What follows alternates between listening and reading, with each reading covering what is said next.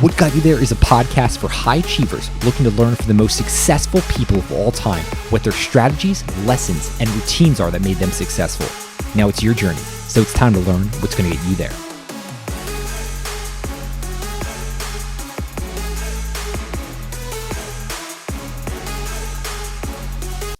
I'm Sean Delaney, and today on the What Got You There podcast, I sit down with one of my favorite authors of all time, Daniel Coyle. Daniel is the author of the book, The Culture Code and the Culture Code Handbook. And if you want an incredible guide and rich resource for leading an organization, a team, if you just want to create a better culture, then his work and this conversation is going to be a fascinating deep dive into what makes great cultures and how we can make our own culture thrive. Daniel, welcome to What Got You There. How are you doing today? Thanks for having me, Sean. It's fun to be with you. Appreciate you having me on the show. No, I'm so excited to dive into this. I mean, your work has been instrumental for me with some of the organizations, some of the teams I've been a part of. And it was funny just kind of getting ready for this conversation. I'm not like just saying this. Your book is one of the books I've shared with most people who are running teams or organizations. This is why I'm really excited to dive into this. But I actually want to start with you and uncovering a bit more about you. So for yourself personally, throughout your career, has there been a mindset of yours that if you could just pass on to anyone starting out, you think would be incredibly beneficial for them because it's been beneficial for you? Yeah, I'm gonna say be more stupid. I think that's something that has helped me a lot in the past. And by stupid, I mean when you encounter a thing right in front of your nose that's kind of a mystery, big question, like what makes, why is that team so great? Why is that school so nice to be in? Why is that bakery so delightful? Like, just stop for a second and just ask some big, dumb questions. Like, what are they doing there? What exactly is going on? Like slowing down in a world where we're always going so fast. I've always found that thinking like an outsider and being kind of purposefully stupid has been really helpful. I was raised in Alaska, and so I always had a bit of an outsider point of view where you'd come down to what we call the lower 48. You'd say, wow, things are different down here. I wonder why this is. And that has been something that has left me in good stead throughout, because really when it comes down to the stuff I've looked at, performance as an individual level, performance on a kind of a team level, it all comes down to saying, wonder what that's made of. Like, that seems really cool. I wonder what's behind that. Because there's so many things in our life we sort of think of them as magic, right? They're just great. They're just magic. And they're not. There's like a thing there. And so being attuned to the presence of specialness and then being able to sort of stop and ask a big dumb question about it. I'd even love to go into the concept overall. The way I think about it is slowing down to speed up, right? Like if you can't even slow down enough to ask those big questions, you're not going to be able to advance your career, your team further in the future. So how do you think about that concept in just the go, fast-paced nature world we're living in right now? I love that question. No, I think about it a lot, actually. I just wrote this book called The Culture Playbook, and I've been thinking about it lately, and I think it could be called the pause book. I think productivity, the pausing is like the new productivity. The world is really good. The world has never been better at giving you a to-do list and at congratulating you for making it through it and handing you another one, and then handing you another one and handing you another one. And most of us in our careers, we're just given these lists and we just crank through them. But all learning, all development, all growth is a loop. The top loop is experience. The bottom of the loop is reflection, right? Where you make sense of that experience. You build a mental model. What was that? What changed? What do I now know that I didn't know? How did that change how I perceive that type of challenge? And the world has been stealing the bottom of the loop from us, like keeping us so busy. If you think back in your own lives, how much reflection you had 10 years ago, how much time you took, maybe people used to keep journal entries and stuff, that sort of moment where you pause either as an individual or as a team and say, what just happened? Like how did that change us? What went right? What went wrong? What should we do differently? And asking those sorts of questions, I think, is the most productive thing you can do. In the book, I have 60 different actions, and they all involve stopping what you're doing. Like they all involve like you always have this choice at work between like get the project done, or stop. And stopping often feels wrong. Like it feels like you're wasting time. It feels like we're not getting it done. There's there's a great sort of concept that this one group uses. IDEO, they're a great design firm. Some of your listeners might have heard of them, but they have something called team tune-ups. They do it 3 times every project. It's a pre-flight, it's a mid-flight, it's a post-flight. Every project's a trip, right? Every project's a journey. And they're on the plane, they're flying the plane. So pre-flight, they ask these really simple questions like, what do we want to learn here? What's this going to look like if it goes wrong? What's this going to look like if it goes right? Mid-flight, they ask, how's it going? Like, is everybody still energized? Are we going where we thought we were going, or have we uncovered some new landscape here? And in the end, you ask these similar sort of deep questions. Did this produce what we wanted? What else should we connect here? What else? How did this change us? And you're continually moving it's just like a pit crew at a Formula One race. Like, the car doesn't just race around all the time. They pull in and they fuel up and they check things. And that's what good teams do. And that's what I think good learners do, is they're building out on that, the reflection part of the loop, by having these very productive pauses. And this isn't just conceptual. Like, there was a great study that Francesca Gino did where they trained groups of people to do the same task. And they did them. But one group got the opportunity to reflect for 15 minutes a day about the task. And it wasn't a very complex task, but they just reflected about it. And at the end, they were 20% more productive, just because they had taken the time, and they didn't guide the reflection or anything. They just said, think about it. And that act of thinking about it makes our brains work in new ways and makes us see in new ways that end up making us more efficient. So when you're pausing, it feels inefficient. When you're pausing, it feels like a waste of time. It feels like you should get back to your to-do list. But in fact, it's by far the most important thing you can do. Yeah, it's funny. Pausing is something I try to do frequently. I build it into my own life. But like, even the initial start, right? Like, I'm going to go for a long walk just to really like chew on an idea. There's always that like initial tension. Like, wait a second, shouldn't I be doing something? So I'm just wondering, what does this pause reflect look like in your own life? Because you highlight so brilliantly that you need that pause at the bottom of the circle there to be able to learn, move forward. So how do you think about that just in your own life? Then I hope we can talk about it in some different organizations you've been involved with. Yeah, it takes a lot of different forms. I mean, sometimes depending on where I am on a project, it'll just be in daily life, taking that walk or starting the day by trying to sort of zoom way out and see what in the last few things I've gone over, the last few things I've read, what really sticks, and how can I connect those things?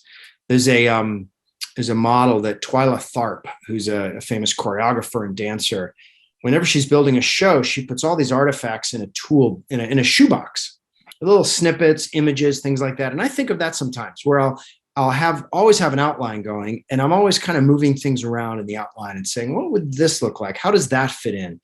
So I'm continually like you sort of, it's like an inhale, exhale. And I would say it's like 50-50. Like, you're bringing new stuff in, and then you got to figure out where it fits. And then sometimes, depending on what's going on, putting something away for a long time and then coming back to it can really be a way of reflecting about it and seeing it in new eyes. But I'm always taking little micro breaks, you know what I mean, in the day. It's not like my day isn't like, crank for just, hours and hours. I'd say it's like 20-30 minutes, and then you take a little break and do something and then come back to it. I'm wondering, for some of the books that you've done and some of the other projects you've been involved with, have they started from what you call dumb questions? Yeah, every time. What is talent? Why are people so good? I did a book about cycling and Lance Armstrong, and it started with the question of, who is that guy? Really, we all know him, but we don't really know him. So those sorts of questions, where you're trying to just use curiosity as a way to dig slightly deeper. And for me, it's the mysteries that we live with every day. Whether it's in sports, we're always sort of confronted with, this person this group is way better than us, or this person is way better than us. And we have all this language to explain it. Like, you talk about team chemistry. Why do they win? Oh, they have great team chemistry. Well, then you have to ask the next question. What's that really? And the answer is, nobody can, there's a decent amount of science that can dig into that, but there's a lot of easy answers that are on the surface that it's necessary to sort of stop and question them and say, chemistry, what is that? What's that made of? I'm wondering, you just mentioned Lance. He's a character I'm fascinated by. What lasting impression did writing that book about Lance leave on you? Is there anything you still take away? And I know that you've said you don't really revisit your old books too frequently. Yeah. So I know you might need to search here, but I'm just curious. Yeah, no, I think it's the power and peril of having one way to look at the world. I think for somebody to really have a flourishing life, you've got to be good at perspective. You can be and the world is a very complex place, and there's a lot of different ways to look at it. And Lance was so single-minded and so clear. He had so much clarity on what he was doing that led him to do all kinds of things, especially when it came to pushing the rules. But he hasn't really evolved much. He hasn't really changed. So on the one hand, there's tremendous power whenever you meet someone with that kind of clarity. And we do see that in our business world, right? Actually, we have a bunch of cautionary tales about sort of Lance-esque figures, Elizabeth Holmes, Travis Kalanick, these people that are larger than life, these people who possess these unbelievable powers.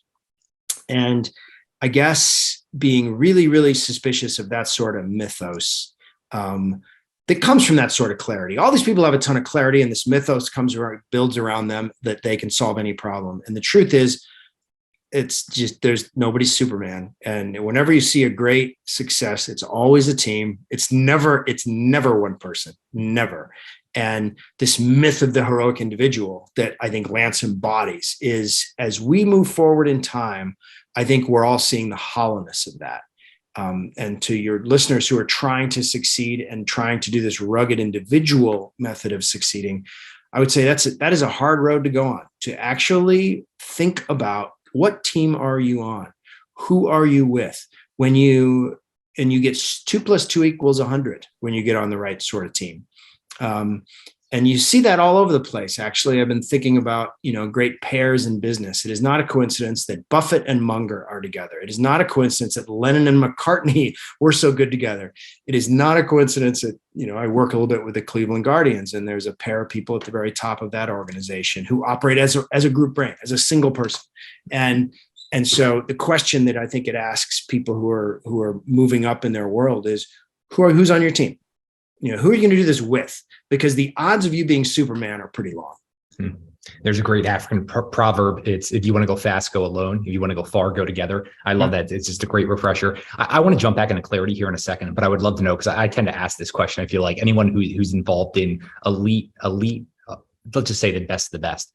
Can you become the best in the world, let's say like a Lance or a Jordan, without this almost insane, detrimental drive? I'm wondering, I'm trying to find an example of someone who is just like, there's no doubt the best in the world, who doesn't have like horrible relationships or have done cutthroat things to get to the top.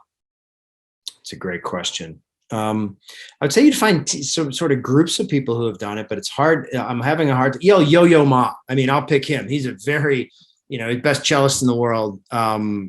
Incredible communicator, incredible kind of big loving persona who's brought a lot of good into the world. So it would depend on your domain. Yeah. I would say the more artistic the domain is, the more likely you're going to find someone like that. The more sort of metric oriented, sports and business oriented that is, the less likely you'd be to find someone like that. But yeah, what a great question. That'd be a great little investigation. Maybe you just found your big question to investigate. There we go. I guess me asking some dumb questions here, it tends to work out sometimes. But Daniel, I know you're a fan of Boyd Vardy's book, The Line Tracker's Guide to Life, and you were mentioning clarity a second ago. There was this line in the book, and it's, I don't know where I'm going, but I know exactly how I'll get there. Mm-hmm. And I would love to just know how you think about this, right? Like, we're always talking about clarity, goals. We need this exactly mapped out. And you said a lot of your great successes have come from asking dumb questions, not being exactly sure. So I'm just wondering how you think about that in your own life. Yeah, I make a distinction, and I make a distinction between, there's two kinds of systems and two kinds of problems in the world. There's ones that are sort of complicated and they're linear. There's cause and effect, right? It's like A goes to B, goes to C, goes to D. It's problems like, how do I build this house, right? If I give me an instruction piece, give me the right equipment, if we put it together the right way, it will be the same every time. That's one type of problem. But there's another kind of problem that's complex. And that's where every time you do something, the problem shifts, right? So it's not building a house, it's raising a teenager, right? Because every time you do something in the problem changes, and it changes you too, right? So I would say most of these things, and the reason I responded to Boyd's book like I did, is that I think he's talking about complexity. I think he's talking about sensing patterns of energy, which sounds really woo-woo, but sensing something really interesting, sensing something that attracts you. In complexity theory, in fact, there's this term called attractor, right? It's an attractor. An attractor is something that draws attention and energy to it. One simple way to explain attractors that this guy, Dave Snowden, if you're interested in complexity theory, Dave Snowden is a great person to follow and read.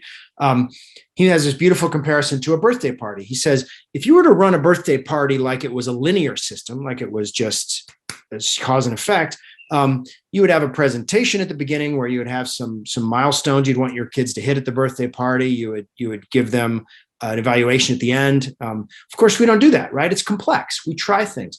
We throw a soccer ball into the room and something happens. And if they break a window, then we take the soccer ball away. But if they start having fun, then we go with that, right? That's how life is. It functions around attractors.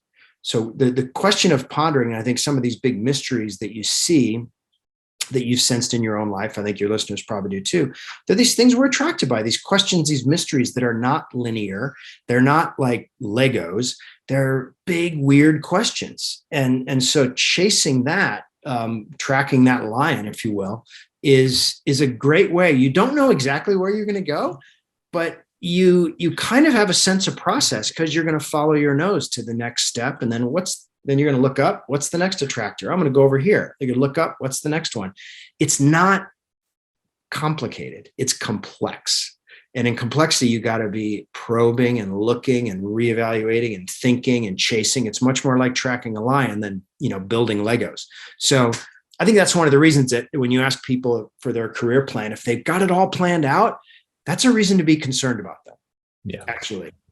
Because you can't, life isn't that way. Life isn't complicated. Life is complex. Yeah. Children's birthday party is definitely not complicated. I had a real life Mickey Mouse show up to my son's birthday. He started going hysterically crying. That got complex pretty quickly. So we had to get Mickey Mouse awesome. Out of there. But I'm wondering for your own life, right? Just like that initial gut feel, following those attractors for yourself. Talk to me about how you initially became fascinated by culture and like what were the early days like and what were you doing?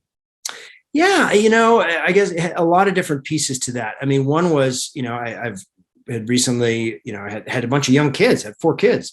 And so it's like, what are we going to be? We're a group, right? Well, how are we going to get along? What's that going to be like? I know great families. I know families that don't like to be around each other. Which one are we going to be? That was definitely an attractor for me. In the course of writing the talent code, I had gone into a lot of different spaces that had produced all these great performers. And some of them felt amazing. Like a school or a music school or a little league field. And there was a level of energy and interest and passion there that I just hadn't seen. And so as I studied those individuals, I became interested in that. So that was also kind of an attractor. And it was, it was kind of a natural extension too. I sort of liked the attraction of, okay, I've looked at individuals. Now let's combine those. The poetry of that sort of was an attractor for me too. Like I want to extend this and see where it leads me. And I guess, deep in my own life, like I grew up with a couple brothers and we were always kind of competing from a very young age. One of us, we were 1 year apart. And so that also was part of it too, where I had a keen interest in performance. So, it was a bunch of stuff. And I guess the last thing was that I do some consulting with the Cleveland Guardians, and I go down there one day a week, and so that was also on my mind too. Like I wonder how I can help them by learning about the best practices of other great groups. So like with anything, it wasn't any clean, clear, sort of plug and play sort of project. It was just more like, there's a lot of magnets there, and I want to check it out. I'm wondering for yourself, you started to see these magnets come together. When do you finally make the jump and be like, you know what, this is actually a full-blown book here that I'm going to commit the vast amount of time that you do towards making that project come alive? Yeah, you sort of do these little probes and test it, and you talk about it with people. That's a big thing when you actually find yourself on the phone with someone and they say, what are you doing? Which people tend to do sometimes. And you start talking about it and you sense if they're just like I would talk about this project on the culture project, and I would say like, yeah, I'm thinking about visiting like the most high performing groups in the world and seeing what patterns they share. And people would be like, whoa. Yeah. And okay, all right. Proof of concept. Like in the whoa is something. Because I've definitely had things where I explain something I'm excited about, and the reaction is, huh, it's not whoa. So you kind of look for the whoa. Yeah. Yeah. No, I mean, your book, The Culture Code, like I mentioned at the beginning of this, was just so impactful for me and so many other people in my life that run sports teams, organizations. It doesn't matter. The examples you use have been incredibly impactful. That's why I love now that you came out with the Culture Code handbook, where it's like, okay, these are actionable insights that we can take and use with our own organization. So I want to dive further here into culture. And you kind of define culture as your culture equals your actions. And there was a line you had. It's, I believe culture doesn't depend on who you are, but on what you do. Culture is not a gift you received. It's a skill you learn. And unlike any skill, it can be done well or poorly. So I would love for you just to unpack culture, because I know there's a lot of views people have and just how you think about it to set the context here. Yeah. No, there's a way that we have of understanding culture that we've kind of inherited. And the traditional way to understand culture is that it's sort of like the personality of a group, right? Like, oh, Google has that Google culture, and the Navy SEALs have that Navy SEAL culture, and it's kind of like who they are. It's in their DNA, and that's wrong. That's vague. It's not true. Obviously, cultures shift and change; they're not locked in. But it feels right enough to where that we kind of buy it, and so that makes us treat it like it's a gift, right? Like oh, we just are who we are. This is who we are. And in fact, when you scratch the surface on great cultures and embed with them, and also look at the research, what you find is that they have this sort of signature fingerprint of behaviors. It's not about the words you say to each other. It's about the behaviors you have, and there's certain functional behaviors that will make a big impact. There's certain, it's like, your culture is a social body of people. And just like your actual body of people, there are certain systems you have, like, your heart and your blood, moves energy around your body. Well, safety works that way in groups, right? That's how this function of safety, these behaviors of safety, these belonging cues are the things that let us know we're connected, let us know we're safe. And now we can really be a part of the group, right? And then sharing vulnerability. That's how we share information. That's how we create a group brain, by being transparent with each other, so we can self-navigate and self-organize around different problems. And then we need to have a navigational function, and that's purpose. How do we know where to go? Well, we have a really, really clear North Star that we talk about all the time, that we reflect on all the time, that we measure ourselves by all the time. And that's how. And I guess for a visual, the visual that I keep going back to for culture, any cultural group, is a flock of birds flying through a forest at high speed. You got to stay connected, right? If you start spinning off and getting split up, you're not going to fall. You got to stay connected. That's safety. That's how we do that. We share a future. I hear your voice. You matter to me, right? And then we got to share information, because we got to get around that tree and then the next tree. And we can't have, it's not like there's one bird with a headset saying like, everyone turn 20 degrees to the left, everyone turn to the right now. No, everybody's got to see the same thing so they can do the same thing. And that's where sharing weakness and vulnerability comes in. We're not going to hide our weaknesses from each other. We're going to be transparent. We're going to show it. And then we got to know where we're headed. And that's where purpose comes in. So, people commit, there's some kind of predictable sins that people always do when they're starting to put together a culture. But if you think about these basic functions, how can we stay together? How can we share information? And where are we going? That will lead you to the behaviors that you need to have in order to function in that way. Okay. So the bedrock, basically safety, vulnerability, and purpose. Yep. Those three are really going to make that foundation up. I'm wondering about vulnerability then. I feel like this is something I've been talking about more and more with leaders of organizations and teams where they're trying to go first with that vulnerability. But I'm wondering, through your eyes, what does shared vulnerability look like at an elite level, like with great cultures? What are some of those things that they're doing? Yeah, I was having breakfast with a Navy SEAL commander named Dave Cooper, and he's the Command Master Chief of Navy SEAL Team 6, recently retired at the time. And he said the four most important words a leader can say are, "I screwed that up," which really captures it. Really, it is about sharing truth, no matter how uncomfortable. It is about learning together. It's about learning together. Vulnerability has moved into the culture in a huge way in the last few years, right? Through the work of Brene Brown and others, we talk a lot about vulnerability. In the context of elite teams, vulnerability is less about drama and more about insight, more about sharing and figuring out what's really going on together. The Navy SEALs are probably the best at it. They do something called an AAR after every mission, after every training run. And they circle up in this remarkable exercise in vulnerability. And they say, hey, before they eat, before they sleep, right? Circle up. We just did this hard thing together. What went wrong? Let's talk about it. What went right? Let's talk about it. What do we do differently next time? Let's talk about that. It's a hard meeting to have. It's really hard. You have people saying, I screwed that up. I think you screwed that up. I think we screwed that up. I think that was terrible. I think that was great. It is a really, really difficult conversation, but it's the most important one because you're in that vulnerability loop. You're creating space so that you can figure stuff out together and look at it clearly. So it's not about necessarily emotion drama. It's about learning from the truth of what happened. Yeah.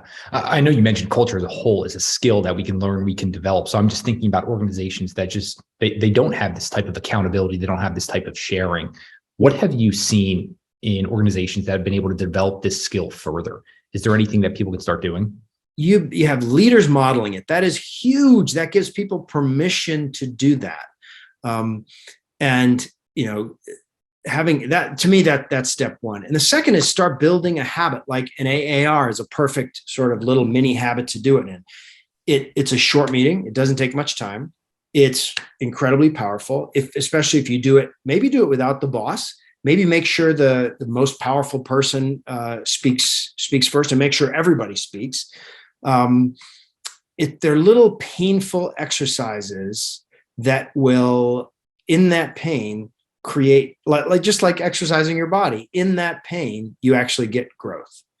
Another one would be the 2-line email. You send it to the people you work with and you say, hey, tell me one thing you'd like me to keep doing and tell me one thing you'd like me to stop doing. Right? Kind of a hard email to send in some ways, right? Signal of vulnerability, but it's around this getting better question. And that's where the most effective vulnerability is. It's built around how can we get better together? There's a great example of it. I was talking with an engineer at Google, and they were recounting a story that had happened to them when they had worked at Pixar 15 years earlier. They were working at Pixar as a young engineer, and the boss came along and was kind of watching them. The boss was Ed Catmull, who's one of the most brilliant people in Hollywood and/or Silicon Valley. And Catmull's watching them for a while, and the young engineers are getting kind of nervous. Like, why is the boss checking us out? What's going on? And like anybody, you start sort of worrying about that. And at the very end, Catmull walked up to them and said, hey, when you guys are done here, could you come up to my office and teach me how to do that? Like, what an incredible moment. The guy got goosebumps talking about it 15 years later because it was such a great signal of I really want to learn. And when the leader is modeling that is incredibly, incredibly powerful. And so that's the phenomenon that you have at great groups. You can tell it's a great group because you can't tell who's in charge because everybody is fixated on this question of how can we get a little bit better? And there's a voice going in every direction.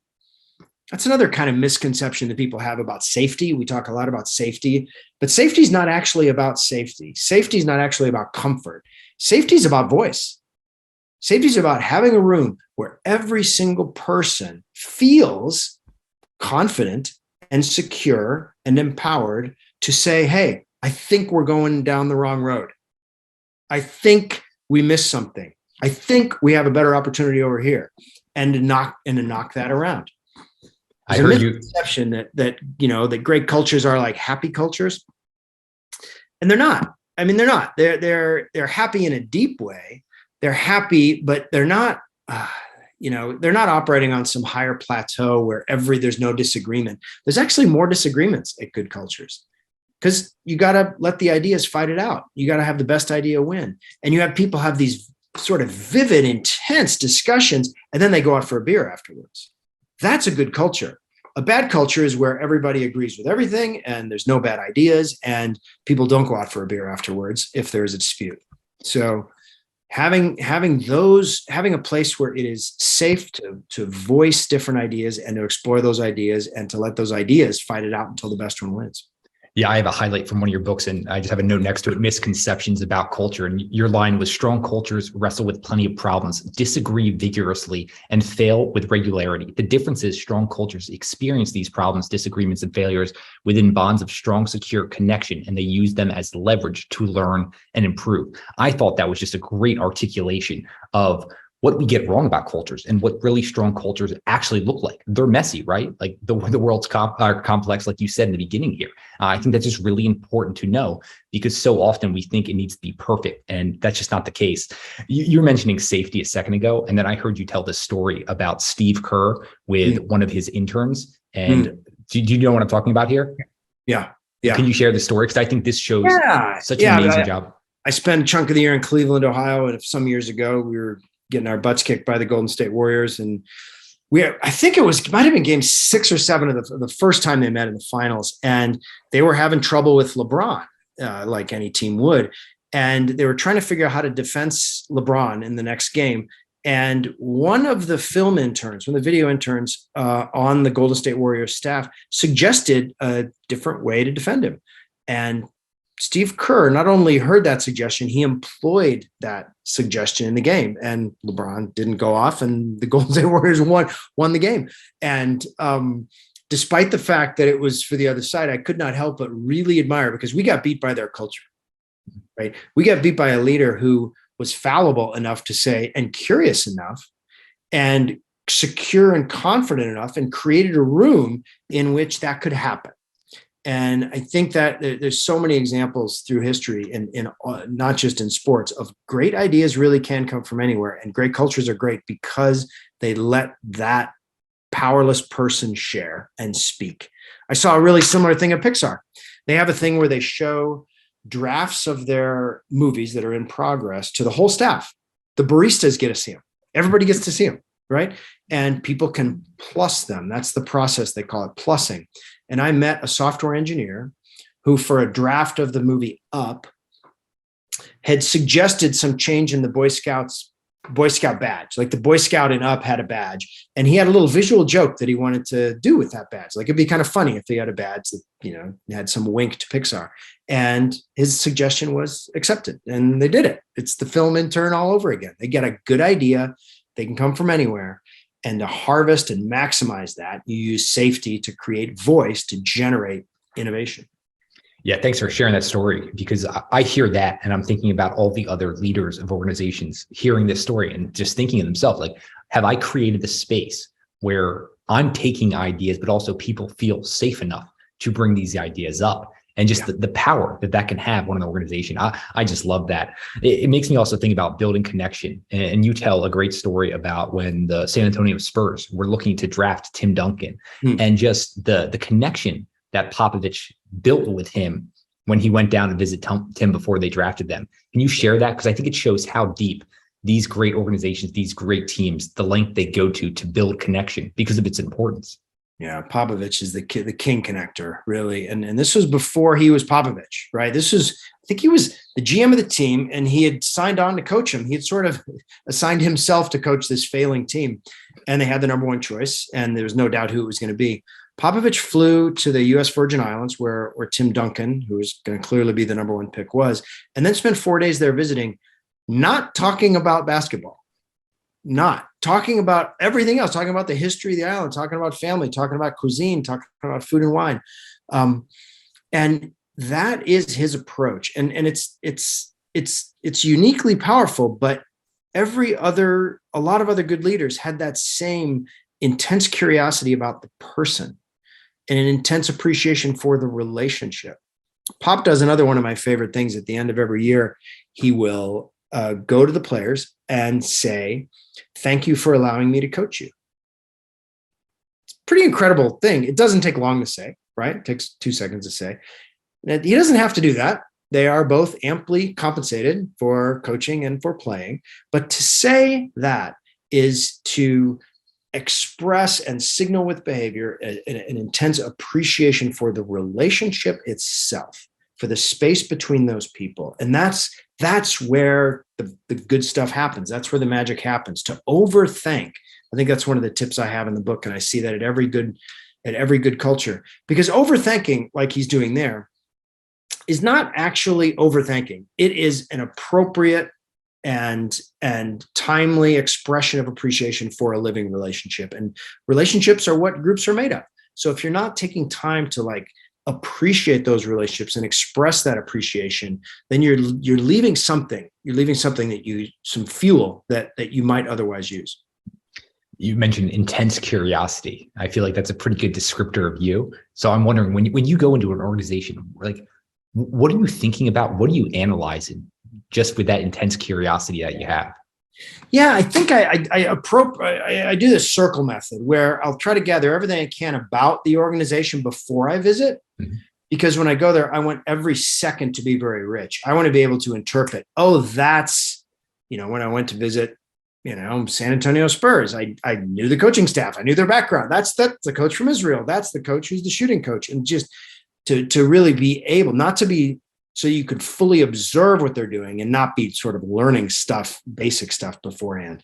And then spend as much time as you can, just kind of fly on the wall, observing, looking for patterns, looking for, and then sort of peeling off with other conversations. It ends up being kind of, you circle in and then you sort of circle out and talk to other people too, sort of triangulate with other organizations and other leaders. So it varies. And it's not all super productive. Like you end up spending a lot of time, probably out of 100 note-filled pages I write, probably 2 end up in the book. It's not a really high batting average. But if you can stay there long enough and observe enough and ask enough kind of dumb questions, you can usually get somewhere new. And the main thing that is fun to explore is, like, tell me about your work. Like, how do you approach your day? How do you solve that problem? People love to talk about their work, no matter, people love to talk about work. And it's not, I'm not trying to get super personal with anybody, but I'm really trying to get tactical with them and say, you're a coach. You've got some players that don't seem to get along with other players. What do you do then? What do you do? Tell me, and people love to talk about that. So I'd love I would love to know actually, like, what you do. Great. I mean, you got this incredible, like, tapestry of different stories, analogies. You've got this amazing connection that you built with a large group of individuals and organizations. It's like, what are you doing behind the scenes that people don't see? And we just see the best-selling culture code book. And it's like, oh, no. It was all of these things, right? Like you mentioned, Pop did that before he was Popovich, but it's like, he's Popovich because he did those things. So it's like, what's Daniel Coyle been doing for 20 years now? Wow. I don't know. Being curious, I guess. One thing that sort of happens behind the scenes is I'm trying to build bridges between these organizations, because I think they want to build bridges. They're the way they are because they're very curious about leadership. They're very curious about performance. They're very curious about culture. And so one of the fun things that has been kind of at the core of these latest projects for the last 10 years or so has been asking the question, who has the most to learn from this? Which people that I know would most enjoy meeting? And that's been kind of fun and gratifying to build those bridges and connect those dots. We had a coach from San Antonio, a brilliant coach named Chip England, came to Cleveland, and he did a seminar for Cleveland Guardians coaches. And it was amazing. We videotaped the coaches coaching a player they had never met before. And then Chip had the coaches walk through the videotape.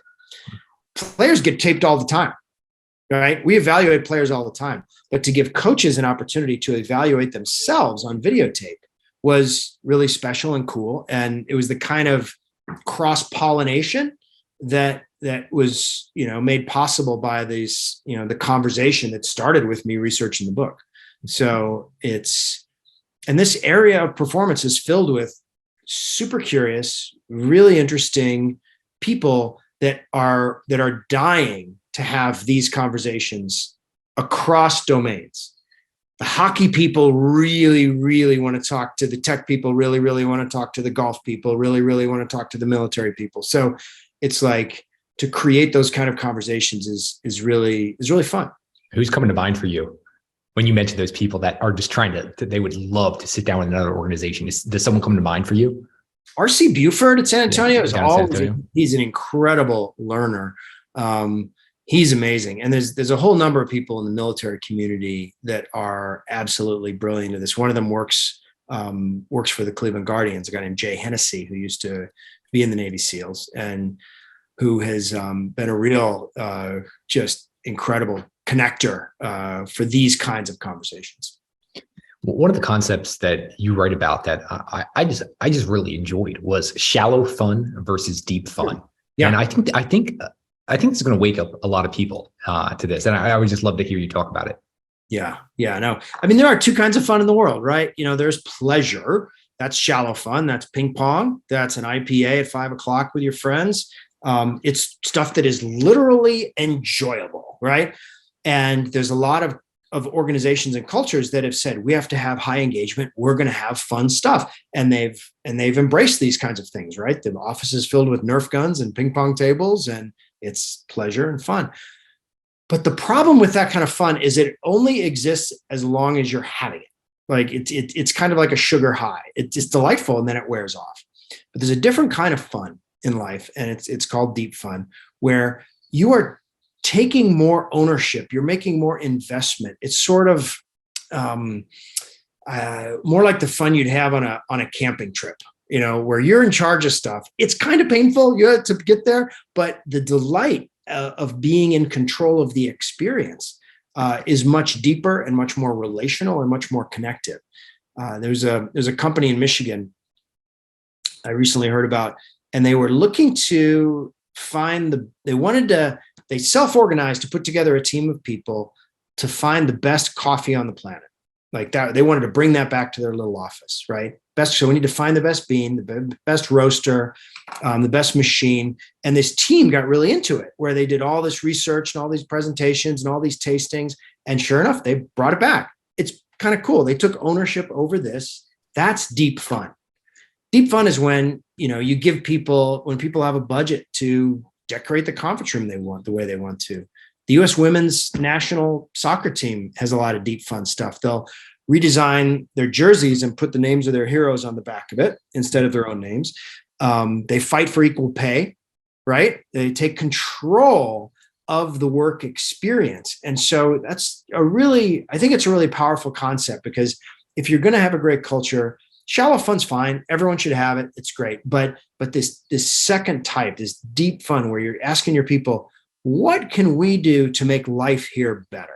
Like what exactly should we dig into? What should we change to make life here better? And then doing it.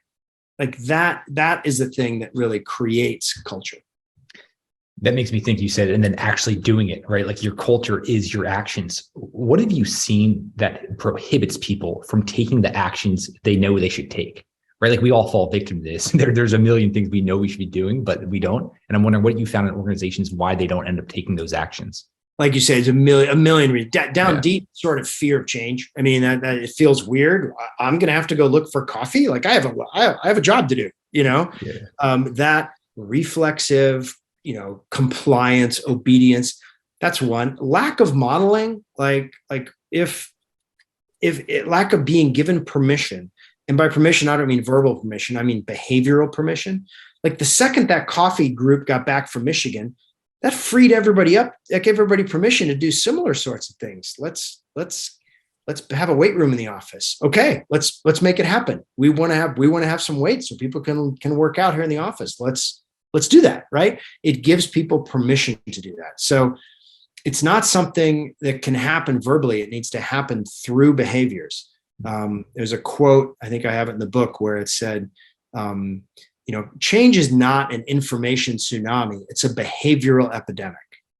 And so establishing that behavior, spotlighting that behavior, celebrating that behavior can be one of the coolest things that you can do to get people away from that fear. And that fear, fear makes it sound like we're blaming them for it. That's a really natural human way to respond, right? It's a very natural human response to not want to do that stuff and not want to get engaged in that way. And so maybe it's not fear so much as it is just sort of natural hesitation. Do you know what coffee it was? I don't. I got to find out. That's a great question. I know. We can. One of the things that I think your work has been so helpful for me, you were mentioning modeling a second ago. You provide great models. This is an Ed Catmull at Pixar. This is what he does. So then I can think about the model. Someone I've been fascinated with for years, who you've written about, is Danny Meyer. And I'm wondering, what are some of the things that you've seen Danny do over the years? Oh my God, endless. I mean, he's the best. I mean, no, I'm definitely a sort of a groupie. Like when you ask him, he's so other focused. I think that's the magic. He disappears when you talk to him. He's just interested in you. If you ask him, like he's really, knows a lot about food. And I think I asked him, what's the best hamburger? And he says, what are you hungry for? Isn't that a great response? Yeah. It's like, yeah, it's really up to, that's really interesting. He had all the authority. He could have just, Encyclopedia Britannica me and been like, well, the keys to a good hamburger, Dan, are you need to toast the bun or whatever. Right. But that's not how he operates. He operates out of this intense curiosity that I think is really special. He also has a real way with words. He's a brilliant communicator, and he's very careful and clear with language. I think, and you see that in the way he talks and in the kind of mantras that he creates for his restaurants. For instance, their North Star is creating raves, which is a really interesting selection of words, right? It's not being successful or making a lot of money or making great food or winning awards. Creating raves. That's kind of cool, right? There's a little mystery there.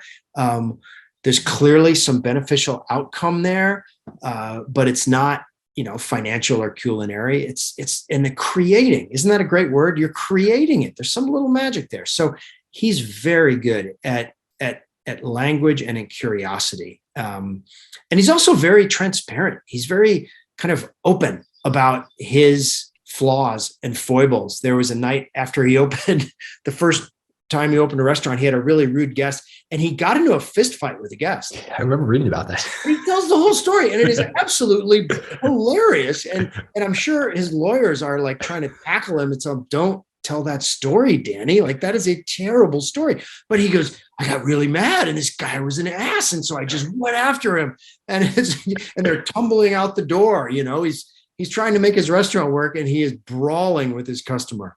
So that kind of combination of kind of linguistic precision, curiosity, and disarming openness is just incredible to see.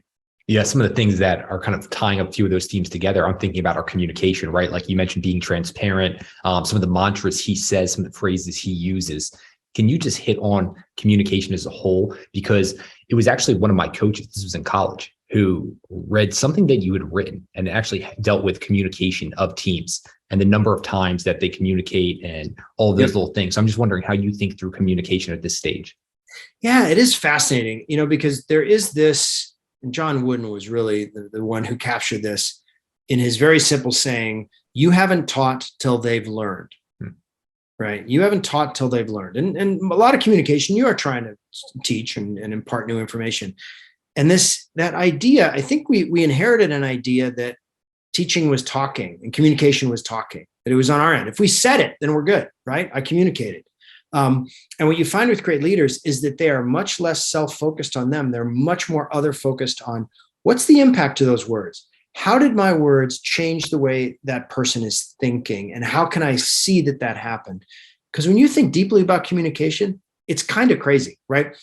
I'm going to conceptualize some words. I'm going to push air out of my mouth and make sounds with those words. Sounds are going to go in your ear. They're going to activate all kinds of concepts and emotions and ideas. And then you're going to try to be changed by that. Like, it's kind of nuts. Like it shouldn't work, right? It's very, very fragile and strange with all kinds of opportunities at each step in the way for things to be completely sideways, which is why great communicators continually are honing their message, continually are learning, getting feedback, what worked, what didn't work, what is going to resonate with this person. And they're not interested in the fact that they said it. They're interested in, did the other person absorb it? Did the other person hear it? Was the other person changed by it? And so the great communicators are the best listeners. Like, that's what they're actually good at, right? They're actually great listeners because they are picking up on signals and probing again, and picking up on signals and probing again. I know you from a sports background, and I remember watching Tom Martinez, who was Tom Brady's quarterback coach when Tom Brady was a teenager. And they were talking about taking the snap and getting the ball up to your shoulder to throw. And he had like 5 different ways to describe it. Like pretend like there's a rocket taking off, or pretend like you are smoothly starting a lawnmower. And he had like 5 different ways to do it. And he would sort of offer those over and over again to people until he saw what stuck, right? And then he'd be like, okay, so that works for that guy. And that same kind of, a lesser coach would have just had one way to do it and would have used that image, and that would have been it. But that's why Tom Martinez was a great coach, because he wasn't focused on what he was saying. He was focused on the impact of what he was saying. It gets back to what you said about Danny Meyer, other focused, and just the importance of that. That's what some of the great leaders do. Daniel, your books are just filled with so many example stories like that. Like I mentioned, the Culture Code Handbook, which is out now. That's why I love it. Brings so many of these exercises that you as leaders and even anyone in the organization can implement. So that's, of course, going to be linked up in the show notes there, all your work, all your books, because every single one is sitting on my bookshelf. There's a few other just questions I would love to ask you, since I've got you on the call here. If there was an organization that you could go into, and it doesn't have to be a present day organization, but you were just fascinated by and would love to just sit down and really learn from, who comes to mind for you? Like, I don't know, the Revolutionary Army in like 1776. Like, how did they do it? I'm kind of interested in that. I'm interested in the Jesuits. I think they're super fascinating. Like, they've been around for hundreds and hundreds of years, and they've sort of thrived. And there aren't many organizations. The average age of any kind of business venture, I think, is on the Fortune 500 is like 15 years now. So how did they do that? I think and especially in this era where I think we're kind of learning that the myth of the heroic individual leader is pretty hollow. I'd be interested in finding like the guy behind the guy.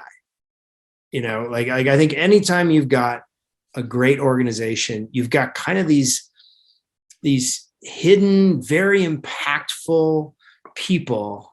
Like, it's a weird example, but like Thomas Cromwell in the court of King Henry VIII. Like, there's a series of great books written about Thomas Cromwell. He's in on everything. He's organizing everything. He understands everything. And he's kind of out of the main picture for most of his career. So I think that those kind of people fascinate me a lot right now, trying to figure out what that is, what that's made of, and what that skill set is about. Yeah, are there a few other just what you call dumb questions that you've been thinking about the last year? Because I know just in the process of your book, like it was already written, putting it out now and things like that. What are you thinking about? What's capturing your attention right now? Yeah, I guess kind of questions about well-being. I mean, in the world of success, there's a lot of extremely successful people who, to your point earlier, are extremely unhappy. Or who have sacrificed family and everything else in the name, on the altar of success. And so I find myself kind of interested in those questions of, what's a good life made of? What's well-being all about? Softer stuff, maybe a little harder to explore in a scientific way, but I find myself really drawn to it. And maybe it's just because where I'm at in my life right now, but what's that about? Any models there that you're looking at, or just? I went to a Grateful Dead show for the first, or actually Dead and Company show this past summer. It's like, that's a pretty happy family. They were sort of a model, I guess. There's a lot of models of people that probably shouldn't have functioned well, but they did. I think of the Chilean miners, 33 people a mile underground for weeks and months, and they functioned quite well. I think that's kind of an interesting case of people who, came together to create a lot of well-being where there probably should have been none. And then final one here. If you could do this long form conversation, sit down with anyone dead or alive. I know you mentioned a few groups. Is there anyone you would just love to do this with? Wow, I'm going to pick like some ancestor of mine. I mean, that's what I'm kind of interested in. You had some ancestors come over from Ireland and Germany in the 1800s. I guess I'd be really super interested in that. As far as other sort of, leaders right now that are super fascinating, I'm gonna, I can't get on to, I'm a skeptic on Musk. Like, I just don't believe. I think he's in the same kind of mythology land as some of these other people we've seen recently. He's fascinating, but I have a hard time. I think I'd want to sit down with like the Beatles. I mean, after watching that Get Back documentary, I think that I'd be all about that. Now that you mentioned it, any other like documentaries, books, things like that you're just like, oh, this is exceptional, and you just have gone back to or recommend? Yeah, I think Ed Catmull's book, Creativity Inc., is really an evergreen, wonderful, wonderful book. Super good. Adam Grant, Think Again, is great. That is absolutely fantastic. And what else? The Lion Tracker's Guide to Life. I really, really do enjoy that one.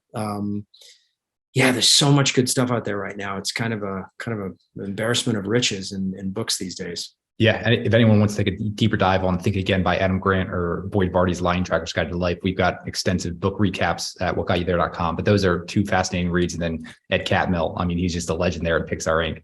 And speaking of legend, Daniel, seriously, this was years in the making here. I appreciate you coming on, sharing more. Of course, we're going to have the Culture Code Handbook, Culture Code, all your work linked up. But anywhere you want the listeners going so they can stay connected with you?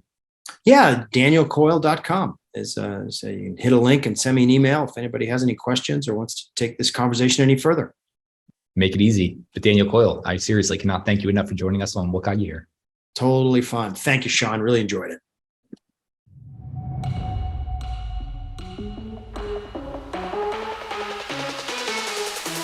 What Got You There is a podcast for high achievers looking to learn from the most successful people of all time what their strategies, lessons, and routines are that made them successful. Now it's your journey, so it's time to learn what's going to get you there.